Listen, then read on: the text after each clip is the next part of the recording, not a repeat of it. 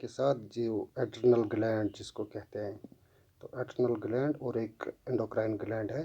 तो इसकी शेप ऐसे होती है। तो अंदर का हिस्सा जो होता है इसको कहते हैं एड्रिनल मेडुला, और बाहर का हिस्सा जो होता है उसको कहते हैं एड्रिनल कॉर्टेक्स। तो एड्रिनल ग्लैंड जो होता है ये दोनों किडनी के ऊपर होता है। तो दो एड्रिनल ग्लैंड्स होते हैं हमारी बॉडी में। तो ये काम कैसे करता है, ब्रेन से जब स्टिमुलाई आता है towards spinal cord,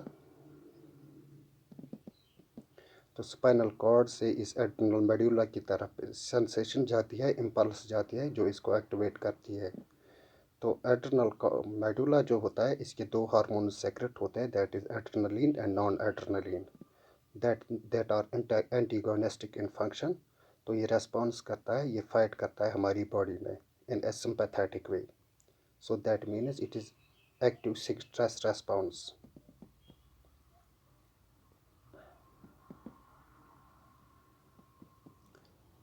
So next one, that is adrenal cortex. तो इसके तीन layers होते हैं. There are three layers of adrenal cortex that we call the GRF.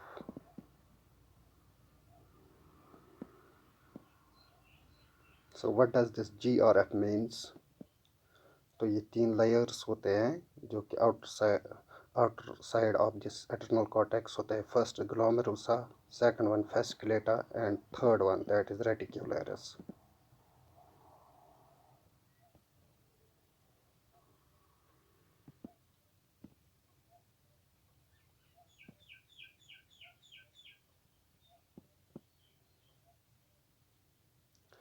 तो ये काम कैसे करते हैं, जब हमारी बॉडी में स्ट्रेस होता है तो हाइपोथैलेमस से सेंसेशन जाती है, इम्पल्स जाती है towards pituitary gland, that's called CRH, corticotropic regulating hormone. तो पिट्यूटरी ग्लैंड वहाँ से एड्रिनोकॉर्टिकोट्रोपिक हार्मोन को सेक्रेट कर देता है। तो ये एड्रिनोकॉर्टिकोट्रोपिक हार्मोन जो है ये इस एड्रिनल कॉर्टेक्स की तरफ आ जाता है। तो ग्लोमेरुलस जो होता है तो ये वहाँ से मिनरलोकॉर्टिकॉइड्स को सेक्रेट कर देता है।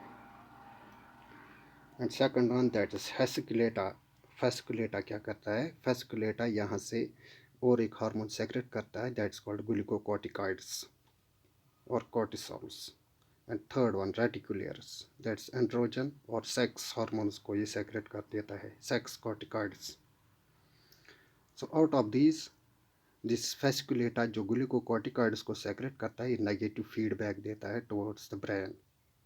जब ओवर सेक्रेशन हो जाए, ज़्यादा सेक्रेशन हो जाए, तो ग्लूकोकॉर्टिकॉइड्स उस ओवर हाइपो सेक्रेशन को रोक देता है।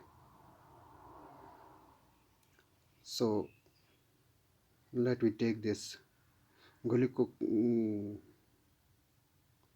मिनरलोकॉर्टिकॉइड्स, ग्लोमेरुलस से जो सेक्रेट होता है, तो ये हमारी किडनी में फंक्शन करता है। तो आपको पता है हमारी किडनी में जब ब्लड सर्कुलेशन होती है थ्रू रीनल आर्टरी, तो किडनी के जो यूनिट होता है दैट इज नेफ्रॉन। तो nephron is supposed for filtration, secretion and absorption. तो during this filtration, secretion and absorption कभी ऐसा होता है कि हमारा जो ब्लड होता है, ब्लड प्रेशर डाउन हो जाता है। तो इस सिचुएशन में ग्लोमेरुलस मिनरलोकॉर्टिकॉइड्स को सेक्रेट करता है, तो जो हमारे ब्लड प्रेशर को रेगुलेट करता है। तो कैसे रेगुलेट करता है, वाटर और सोडियम जो नेफ्रॉन्स में होता है वो ब्लड में एब्जॉर्ब हो जाता है, और इन टर्न पोटेशियम ब्लड से इस नेफ्रॉन में एब्जॉर्ब हो जाता है। So all that's meant for water nitrogen, water sodium and potassium exchange. तो सोडियम जो हमारी बॉडी में ये ब्लड में जाता है तो उससे हमारी ब्लड प्रेशर इंक्रीज हो जाता है। So all that mechanism is meant for the regulation of blood pressure.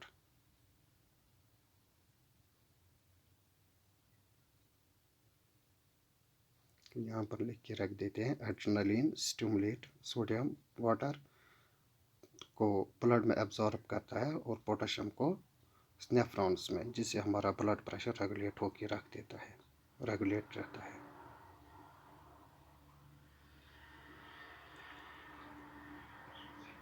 Next one that is glucocorticoids और कॉर्टिसोल्स भी इसको कहते हैं, जो कि फेसिकुलेटा से स्टिमुलेट होता है। फेसिकुलेटा जो हमारे इस जो सेकंड लेयर है इसकी एड्रिनल कॉर्टेक्स की। तो इसके क्या फंक्शंस होते हैं? फर्स्ट वन फंक्शन जो ग्लूकोकॉर्टिकॉइड्स के होते हैं दैट इज़ हाइपरग्लाइसिया। हाइपरग्लाइसिया मीन्स हो गया कि ये जो ग्लूकोज और ग्लाइकोजन का एक्सचेंज होता है हमारी बॉडी में, तो लिवर क्या काम करता है, ये इसको ग्लूकोज और ग्लाइकोजन को एक्सचेंज करता रहता है, जिससे हमारा जो इंसुलिन है, इंसुलिन मेटाबॉलिज्म रहता है।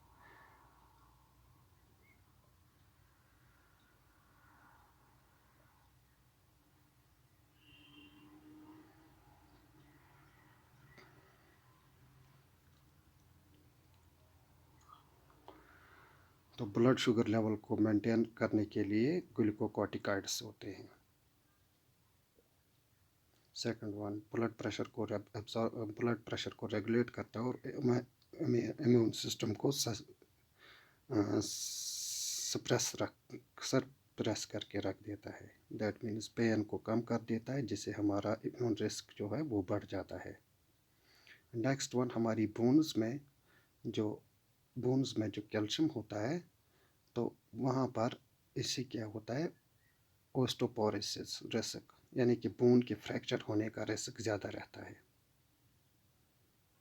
So these are the functions of this fasciculata, or we may say that glucocorticoids and reticulars that we called androgens. ये हमारे ये पेन में कोई रेस्पॉन्स नहीं करता है. It has no role in pain or stress. It is a prostate growth, that means secondary sexual growth or maturation growth. Maturation characteristics जैसे pubic hairs in males and females, libidia in females.